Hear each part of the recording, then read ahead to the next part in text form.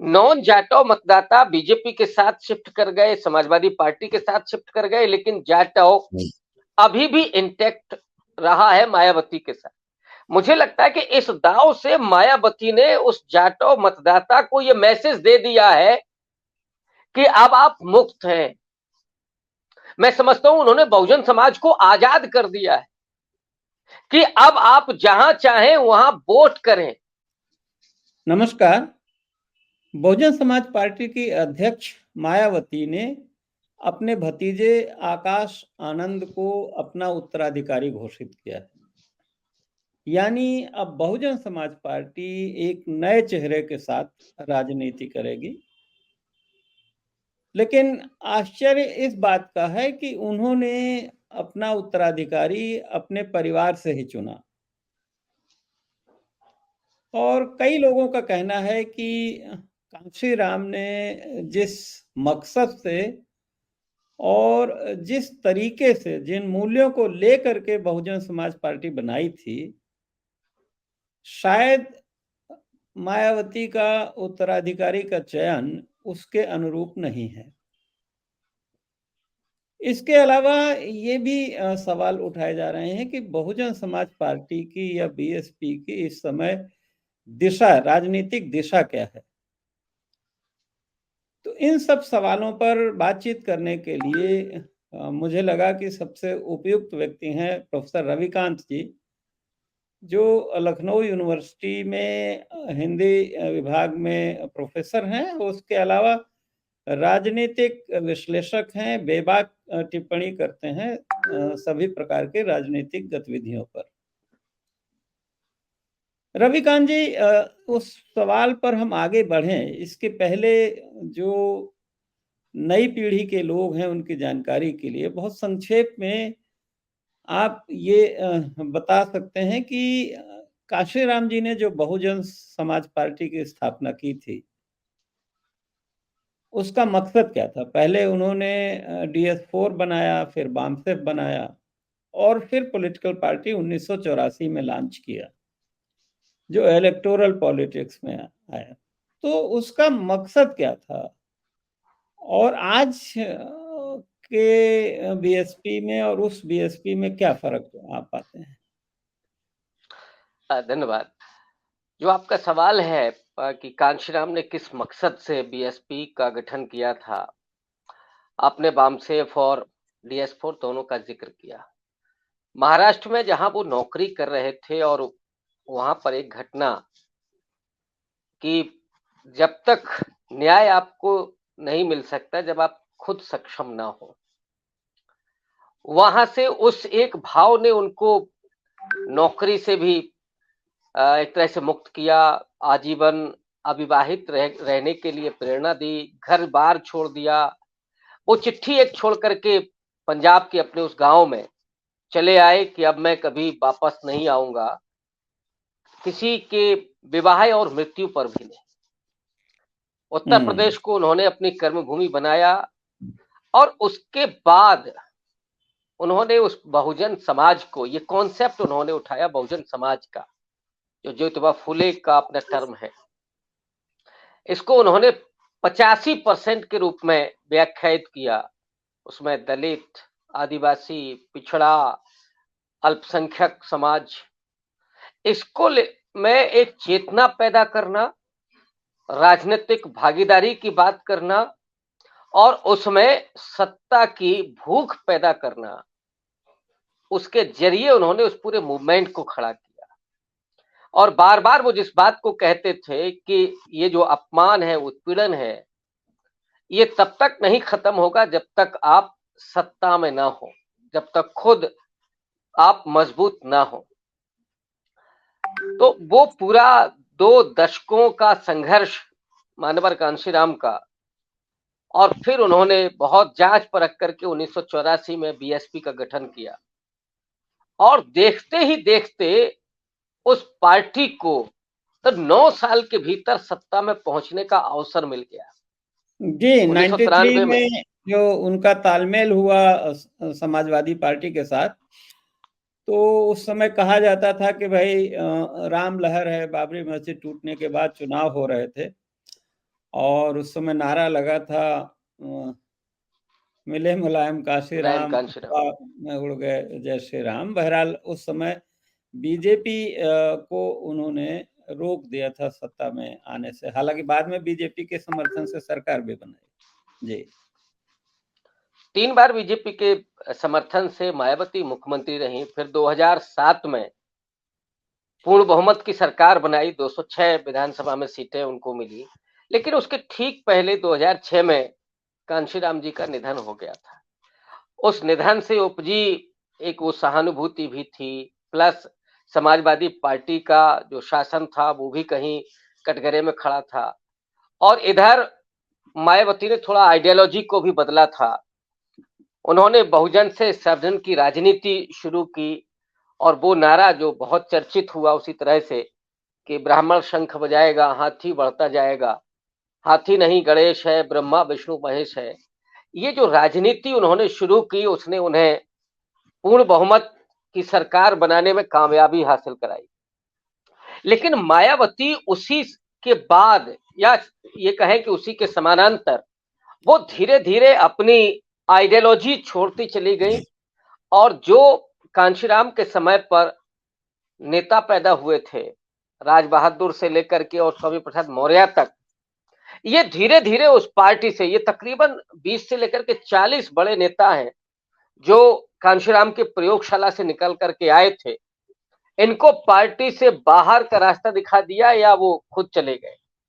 इसने सबसे ज्यादा डैमेज किया बीएसपी का, और ये माना जाने लगा कि बीएसपी में अब एक सुप्रीमो कल्चर है, जहां फैसले सिर्फ एक व्यक्ति लेता है, और पार्टी के जो भीतर का डेमोक्रेटिक सिस्टम है वो बिल्कुल नहीं रहा।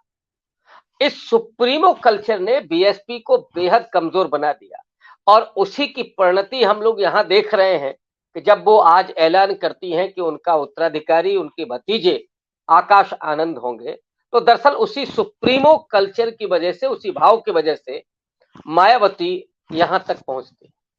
आपका क्या अनुमान है कि उन्होंने क्यों अपने भतीजे को चुना? कोई मजबूरी रही या क्या है? हालांकि कई साल से उनका भाई काम संभाल रहे थे और आकाश आनंद भी कोऑर्डिनेटर थे ही, तो अभी इतनी जल्दी मायावती की उम्र भी कोई बहुत ज्यादा नहीं है राजनीति के लिहाज से, तो ऐसी क्या आवश्यकता या मजबूरी थी रही होगी? डेफिनेटली ये बड़ा सोचने लायक सवाल है कि अचानक इस समय क्यों। आकाश आनंद पिछले साल शायद राष्ट्रीय समन्वयक बनाए गए थे, राष्ट्रीय उपाध्यक्ष उनके भाई हैं ही, और मायावती पर ये आरोप भी लगे इस दरमियान कि वो अपने भाई को और भतीजे को आगे बढ़ाना चाहती हैं। सारे पार्टी के नेता एक एक करके बाहर निकल गए, और कई लोगों ने तो यहां तक कहा कि वो एक प्राइवेट फर्म बन करके रह गई है पार्टी। लेकिन ये जो टाइमिंग है, इस टाइमिंग पर सवाल हो रहे हैं। अगर आकाश आनंद को वो लोकसभा चुनाव के बाद ले आती तो शायद इतना विचार नहीं होता। अब इसके 2 एंगल निकल करके सामने आ रहे हैं। पहले जो एंगल जिसकी चर्चा कर रहे हैं लोग, उस पर मैं बात करूंगा, फिर जो मैं सोचता हूं उस पर बात करूंगा। जी जी।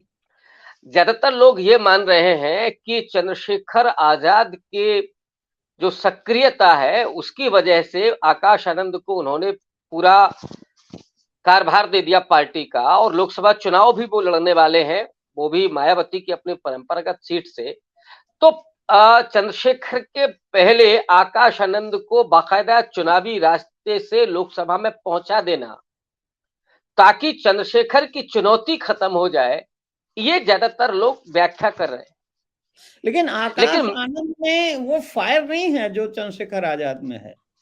डेफिनेटली इसीलिए मैंने कहा कि जो लोग कह रहे हैं उससे मैं सहमत नहीं हूं। जी जी। मैं समझ रहा हूं कि मायावती ने जो लोकसभा चुनाव के पहले फैसला लिया है उसके मायने बहुत दूर तक। पिछले विधानसभा चुनाव में उनके पास 12.9% वोट बचा, और एक सीट वो भी आप कहें कि आधी जीत तो उनकी अपनी है, पार्टी की जीत कम है। ये जाटव जो मतदाता उत्तर प्रदेश में है वो मायावती को भक्ति भाव के साथ मानता है, उसका एक समर्पण है, जिसकी तादाद 11 से 11.5% है। टोटल जो दलित आबादी है वो 21.5% है, लेकिन उसमें करीब 50 से 55% जाटो मतदाता है। नॉन जाटो मतदाता बीजेपी के साथ शिफ्ट कर गए, समाजवादी पार्टी के साथ शिफ्ट कर गए, लेकिन जाटो अभी भी इंटैक्ट रहा है मायावती के साथ। मुझे लगता है कि इस दांव से मायावती ने उस जाटो मतदाता को यह मैसेज दे दिया है कि अब आप मुक्त हैं। मैं समझता हूं उन्होंने बहुजन समाज को आजाद कर दिया है कि अब आप जहां चाहें वहां वोट करें, क्योंकि आकाश आनंद में वो फायर नहीं है, आप कह रहे हैं, वो कनेक्ट भी नहीं है समाज का, जमीनी वो जुड़ाव नहीं है, हाँ, वो भाव भी नहीं है। मायावती जी तो भाई उन्होंने बचपन, मैंने देखा है वो घर बादलपुर गांव में जहां वो पैदा हुई थी, और फिर जिस तरह से वो आगे बढ़ी हैं, तो हाँ सही कह रहे हैं आप कि वो जमीनी जुड़ाव और वो जो भोगा हुआ कष्ट और यथार्थ वो सब नहीं है भाई। आकाश आनंद तो उन्होंने तो गरीबी देखी नहीं, उन्होंने तो भाई ब्रिटेन से पढ़ के आए हैं, दलित तो बस्ती देखी भी। वो इलीट है, बेसिकली वो इलीट है, लेकिन उससे ज्यादा महत्वपूर्ण है कि वो कनेक्शन नहीं है समाज का। जो मायावती अभी और 10 गलतियां कर दें, लेकिन वो मैदान में हो तो जाटो उनको छोड़ करके नहीं जा सकता। अब वो जब खुद ही मुक्त हो रही है, तो वो खुद की मुक्ति में मैं देखता हूं कि उन्होंने समाज को मुक्त कर दिया है, और इससे इंडिया अलायंस मजबूत होगा। जो जाटो मतदाता है, जो अभी मायावती के साथ उस भक्ति भाव के साथ जुड़ा हुआ है, जो उनके साथ ही रहता, अब ईडी है, सीबीआई है, आप जानते ही हैं, तो पूरे देश में चल रहा है। मायावती चाह करके भी इंडिया अलायंस के साथ तो शायद नहीं जा पा रही होंगी, मैं शायद लगा रहा हूं, क्योंकि हम लोग उतना जितना सुनते हैं, जितना सोचते हैं वही है, हम लोगों के पास कोई अंदर की जानकारी तो होती नहीं है। शायद उन पर ये अंकुश होगा कि भाई आप इंडिया अलायंस के साथ नहीं जाएंगे, तो फिर उन्होंने उस समाज को ही मुक्त कर दिया कि फिर वो जहां जाना चाहे वहां जाए, वो हमारा बंधुआ नहीं है, हमारे साथ जो भक्ति भाव और आकाश आनंद के साथ है नहीं, वो भाव है नहीं। तो एक तीर से कई निशाने किए हैं मायावती ने। अब आप ये भी नहीं कह सकते अब कोई आकाश आनंद फैसला ले लें तो वो मायावती के खाते में नहीं जाएगा। नंबर 2, आकाश आनंद चंद्रशेखर को भी चेक करने में कामयाब हो सकते हैं, वो पहले पार्लियामेंट में पहुंच जाएं, ये भी हो सकता है। लेकिन सबसे बड़ा मैसेज उस समाज के लिए है जो उनके साथ जुड़ा हुआ है कि आप मुक्त हैं और आप जहां जाना चाहते हैं वहां जाएं। इसीलिए मैं कह रहा हूं कि यह फैसला विपक्ष के लिए हितकारी साबित होगा। मायावती जी के जो पोस्टर और बैनर में वो हाथी के साथ साथ मिशन लिखा होता था, मिशन, बीएसपी मिशन। आपको लगता है मिशन है कुछ अभी पार्टी में या उनके पास? मिशन तो मुझे लगता है बहुत गुजरे जमाने की बात हो गई है, और सिर्फ अभी का नहीं बल्कि 2012 में जब से सत्ता उनकी दूर गई है, वो लगातार ट्विटर पर ही सक्रिय रही है, और बड़े बड़े मुद्दों पर, हाथरस जैसे केस पर जहां पूरे देश में दलित उद्वेलित हो गए थे, SC/ST एक्ट को जब डाइल्यूट किया जा रहा था, नौजवान सड़क पर उतर आया था, आपने देखा होगा, उस वक्त भी मायावती का वो उत्साह नहीं दिखा। ट्वीट करके नहीं काम चलता है, समाज ने आपको जो दिया और आपने जो समाज को दिया, समाज रेडी है, नो डाउट, लेकिन वो ये भी उम्मीद करता है कि अब ज्यादा विपरीत परिस्थितियां हैं, उस वक्त आपका खड़ा होना जरूरी है।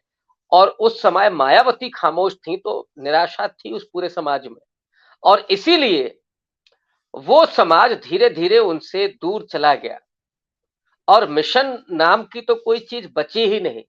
अब कहां पे कैडर होता है, होता भी है तो उसकी विशेष जानकारी नहीं होती, बल्कि कुछ लोग तो यहां तक कहते हैं कि जो कैडर हो रहा है और जो सक्रियता दिखती है वो बहन जी के जन्मदिन के आसपास दिखाई पड़ती है।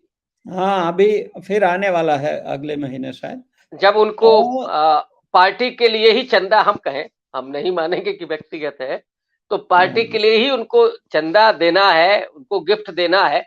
लेकिन जो पार्टी 4 बार सत्ता में रह चुकी है, मुझे नहीं लगता है कि उसमें इतना होना और फिर खर्चा तो मुझे नहीं दिखता है कोई कि चलिए रैलियां हो रही हो, तो जिस समाज ने 2-2 रुपया दिया है, मानवर साहब का मुझे याद है कि वो जब गरीब महिलाएं जो मजदूर नहीं होती थी, जो खेत में कटाई करने जाती थी, तो जो उनको मिलता था, जो पूरा मिलता था, उसमें से भी आधा वो बेच करके 1 रुपया देती थी कांशीराम को। वो ये मिशन था।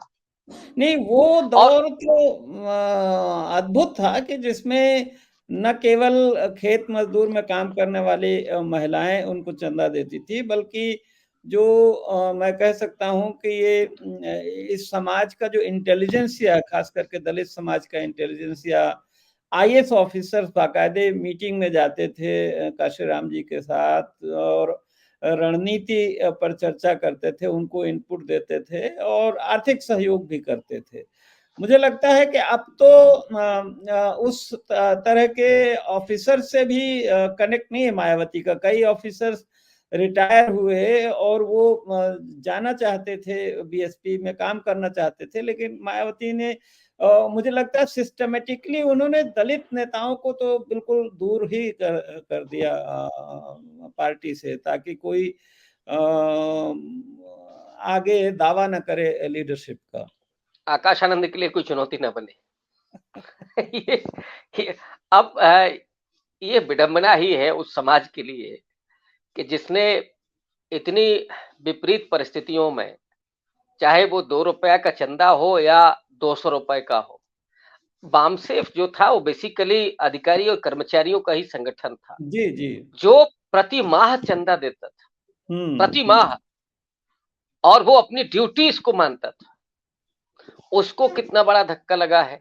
हालांकि वो जो सर्विस क्लास है, उसने कभी नहीं सोचा कि वो कभी सत्ता परक राजनीति करेगा। वो केवल समाज को मोबिलाइज करना चाहता था। वो अपने अधिकारों को लेकर के ज्यादा एक तरह से संजीदा था। वो समाज भी थोड़ा ऐसे लग रहा है कि हमको ठगा गया है या वो चीज नहीं है। अब उनके साथ कुछ होता है तो मायावती नहीं खड़ी होती हैं, बीएसपी नहीं खड़ी होती है, और इसका नुकसान उस पूरे समाज को होता है, मूवमेंट को होता है, मिशन को होता है। मिशन क्या है कि कहीं भी कुछ भी होता था तो 150-200 लोग पहुंच जाते थे, मदद करते थे, मुद्दे को उठाते थे, थाने के बाहर धरना प्रदर्शन करते थे। ये पूरी ट्रेनिंग थी कांशीराम साहब की, वो अब परे हो गई। आज भी लोग मुंह ताकते हैं कि कहीं मायावती जी का कोई बयान आ जाए या वो सड़क पर कहीं आ जाए। ये आप भी जानते हैं कि आज भी उस समाज में ये चाहत है कि अगर मायावती सड़क पर आ जाए तो वो उबल जाएगा। ये उसके भीतर आग है, लेकिन वो जिसकी तरफ देख रहा है वही नहीं आ रहा। और ये जो उन्होंने किया है वो मिशन का आप ये कह सकते हैं कि एक तरह से मर्डर है। खत्म कर दिया आपने, उन सारी उम्मीदों को खत्म कर दिया। इसका फिर अगले लोकसभा में आप क्या देखते हैं? मायावती जी की क्या रणनीति होगी, वो क्या करेंगी? मायावती जी का वही जो मैंने कहा ना कि उन्होंने समाज को मुक्त कर दिया। अब उसको जहां जाना है वहां जाए। तो कहाँ भतीजों जाएगा को थोड़ा, समाज के सामने क्या विकल्प हैं? समाज के सामने बाकी सारे विकल्प खुले हैं। अब इसको कौन पकड़ता है, ये जिम्मेदारी कांग्रेस पार्टी की है, समाजवादी पार्टी की है, बीजेपी की है। बीजेपी तो अपना काम कर रही है। आप देख रहे हैं, मुझे तो आश्चर्य होता है कि जो जाटव समाज बीएसपी के साथ जुड़ा हुआ है, उसके उन्होंने 2 कैबिनेट मंत्री बनाए हैं बीजेपी ने, ये जानते हुए भी कि ये वोट हमको नहीं मिलेगा, फिर भी 2 कैबिनेट मंत्री बनाए उन्होंने जाटव समाज के। और नॉन जाटव जो बदनाम है कि वो बीजेपी का वोटर है, उसका एक भी कैबिनेट मंत्री नहीं। वो तो जान गए हैं कि ये तो एंटी जाटव और एंटी बीएसपी की वजह से हमको वोट कर रहा है। लेकिन जो जाटव समाज हमारे पास नहीं आ रहा है उसको हम जोड़ें, तो उसमें बेबी रानी मौर्य और असीम अरुण 2 कैबिनेट मंत्री हैं। और मुझे लगता है कि बीजेपी इस पर काम करे। असल में करना देखिए, चाहिए कांग्रेस पार्टी। जहां तक मेरी राजनीतिक समझ है, जो 1995-96 में जो मायावती को मुख्यमंत्री बनाया था और काशीराम ने उसमें महत्वपूर्ण भूमिका बनाई थी, तो बीजेपी या संघ परिवार की कोशिश यही है कि जो वो पूरे हिंदू समाज को अपने में समाहित कर लें। अलग से उनका कोई राजनीतिक अस्तित्व न रहे। तो उसी रणनीति के चलते उन्होंने मायावती को सपोर्ट किया, एक नहीं 2 बार किया, सपोर्ट किया कि भाई अंततः उनको लगता है कि भाई मायावती या उनका समाज जो है वो बीजेपी या संघ परिवार में आ जाएगा।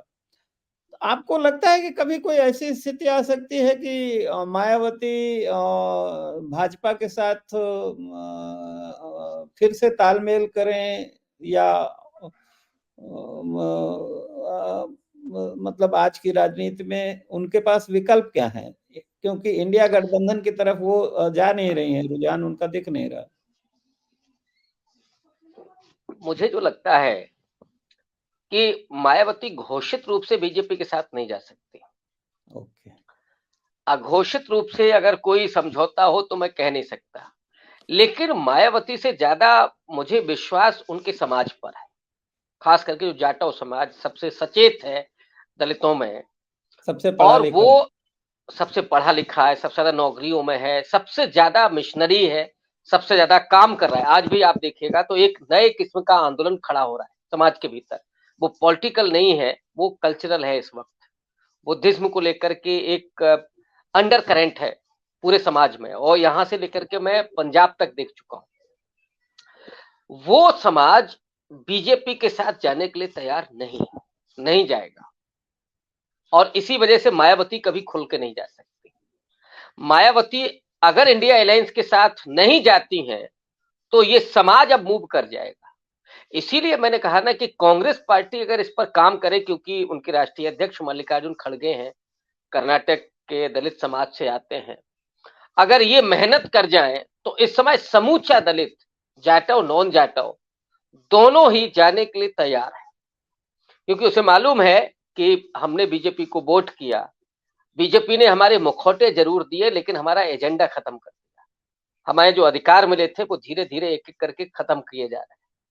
तो इस वजह से जो मिडिल क्लास है, जो पढ़ा लिखा तबका है, वो पूरे तरीके से एंटी हिंदुत्व और एंटी बीजेपी है, क्योंकि वो बार बार याद करता है डॉक्टर अंबेडकर के उस कथन को जो उन्होंने बीबीसी को भी बोला और पाकिस्तान पार्टीशन ऑफ इंडिया में भी लिखा कि हिंदू राष्ट्र अगर कभी होता है तो वो दलितों के लिए सबसे बड़ी आपदा साबित होगा, और इसे किसी भी कीमत पर रोका जाना चाहिए। ये बात, ये धारणा उसके मस्तिष्क में है, और यही वजह है कि वो सेक्रीफाइस करने के लिए तैयार है, वो जूझ रहा है, और लगातार चाहे उसके उत्पीड़न भले ही बढ़ रहे हों लेकिन कहीं से झुक नहीं रहा है। झुकने का सवाल ही नहीं। वो मायावती छोड़ दें लेकिन वो समाज नहीं छोड़ रहा है जिसमें वो चेतना पहुंच गई। हाँ, जो गांव में है, बहुत साधारण है, अनपढ़ है, जो 5 किलो की बेचारा राशन की लाइन में लगा हुआ है, अगर विपक्ष वहां नहीं पहुंचता है तो उसमें थोड़ा भटकाव आ सकता है, लेकिन जो पढ़ा लिखा तबका है उसमें भटकाव की कोई गुंजाइश नहीं। अच्छा, ये जो लोगों को आप बता रहे हैं कि वो बहुत जागरूक हैं, चेतना है, और मायावती जी से डिसअपॉइंटेड भी हैं काफी हद तक, तो उनके पास अब विकल्प क्या है नए? मतलब अपने समाज में कोई लीडर दिख रहा है उनको? कोई पार्टी, कोई लीडर, कोई ग्रुप दिख रहा है कांग्रेस के अलावा? नौजवान तो चंद्रशेखर की तरफ देख रहे हैं, लेकिन वहां अभी बहुत पॉलिटिकल, आप ये कहें कि रोशनी नहीं दिखाई पड़ रही है। ऐसे में जो सर्विस क्लास है वो कांग्रेस की बात कर रहा है, क्योंकि अभी उसके लिए जो जीने मरने का सवाल है, संविधान को बचाने का, डेमोक्रेसी को बचाने का, वो कांग्रेस के साथ जाने के लिए तैयार है, क्योंकि राहुल गांधी उन मुद्दों को बराबर उठा रहे हैं, मल्लिकार्जुन खड़गे उनके राष्ट्रीय अध्यक्ष हैं। तो जो उस समाज की पूरी चर्निंग है, और ये नॉन जाटो और जाटो में दोनों की बात कर रहा हूं, वो पूरा समाज कांग्रेस पार्टी की तरफ देख रहा है, जो पढ़ा लिखा है। हाँ, जो गांव में है, जो गरीब है, वहां तक कांग्रेस पार्टी नहीं पहुंच रही। समस्या कांग्रेस की है कि वही नहीं पहुंच रही। दलित जी। आउटरीच के लिए कांग्रेस कुछ कर ही नहीं रही है, जबकि सबसे आसानी से वो समाज आज कांग्रेस पार्टी के साथ जुड़ने के लिए तैयार है। हाँ, उसको लीडरशिप चाहिए, उसको सम्मान चाहिए, ये दो चीजें, और उसका एजेंडा। ये 3 चीजें लेकर के कांग्रेस पार्टी अगर जाती है उस समाज के बीच में, तो वो दलित कांग्रेस के लिए तैयार बैठा है। एक टिप्पणी आपके और चाहूंगा कि जो बहुजन का कॉन्सेप्ट था उसमें अल्पसंख्यक थे और अल्पसंख्यक चुनाव में मदद भी करते रहे हैं। बीएसपी कैंडिडेट भी देती रही है।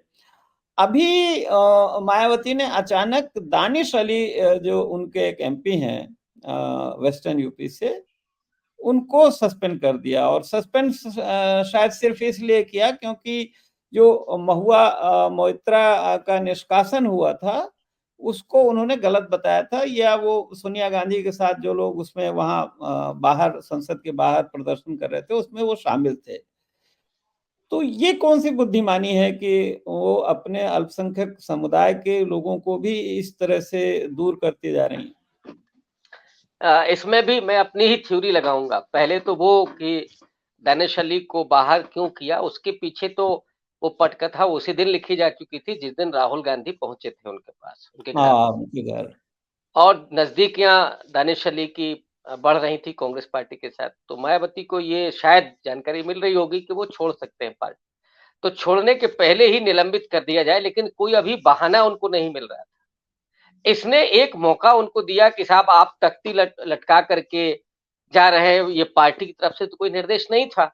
तो पार्टी विरोधी गतिविधियों के चलते दानिश अली को उन्होंने निलंबित किया। लेकिन मैं फिर अपनी थ्योरी लगाऊंगा कि उन्होंने उस पूरे अकलियत समाज को यह कह दिया कि भाई हम आपके लिए अब कुछ नहीं कर सकते। दानिश अली को निलंबित करके उन्होंने, अब जो आप कह रहे हैं, हम जो कह रहे हैं और जो पूरा देश समझ रहा है कि उन्होंने अकलियत समाज को एक तरह से धता बता दी। जो दानिश अली बड़ा चेहरा बन गए हैं और उनको आप निकाल रहे हैं, इसका मतलब क्या है कि आप कतई संवेदनशील नहीं है उस समाज के प्रति। तो मैं फिर वही कहूंगा कि उन्होंने एक तरह से मैसेजिंग कर दी है कि अब आप जहां जाना चाहते हैं वहां जाएं, क्योंकि हम तो अब नहीं आ पा रहे। जो ईडी और सीबीआई है उसकी वजह से हम नहीं आ पा रहे, तो आप चले जाओ। ये मुझे, मतलब मेरी अपनी जो समझ है वो ये कहती है, और ये स्पष्ट संकेत है उसको। और वो अल्पसंख्यक तबका अब बीएसपी से निकल करके जहां उसे जाना है वो वहां जाएगा, कांग्रेस में जाए, वो सपा में जाए, लेकिन अब वहां नहीं। तो नटसेल में आप बीएसपी का फ्यूचर क्या देखते हैं? बहुजन समाज पार्टी का भविष्य क्या देखते हैं? अब तो मुझे नहीं दिखता कि बीएसपी बहुत सरवाइव कर पाएगी और सत्ता परक राजनीति उस तरह से कर पाएगी। आकाश आनंद का फिलहाल तो मैं वर्तमान देख करके ही बात करूंगा, भविष्य में क्या हो जाए मैं नहीं कह सकता। लेकिन मुझे लगता है कि अब खास करके मायावती की राजनीति अब चुक गई है और आकाश आनंद में वो फायर, वो पोटेंशियल दिखता नहीं। तो लब्बो लुआब यही है कि अब बीएसपी की राजनीति पृष्ठभूमि में जा रही है और जाएगी भी। अगले लोकसभा चुनाव में ये चीजें दिख जाएंगी। तो मुझे तो फिलहाल अब कोई भविष्य नजर नहीं आता है। नई लीडरशिप कहीं आएगी या कांग्रेस पार्टी की तरफ लोग जाएंगे, वहां वो दलित पॉलिटिक्स अब होगी।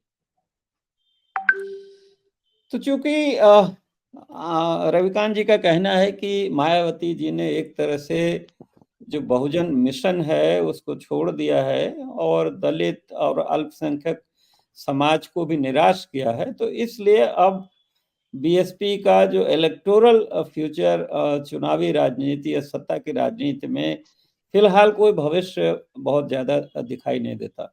बहुत बहुत धन्यवाद आपका प्रोफेसर रविकांत जी हमसे बातचीत करने के लिए और इस मुद्दे पर बेबाकी से अपनी बात रखने के लिए। धन्यवाद। नमस्कार।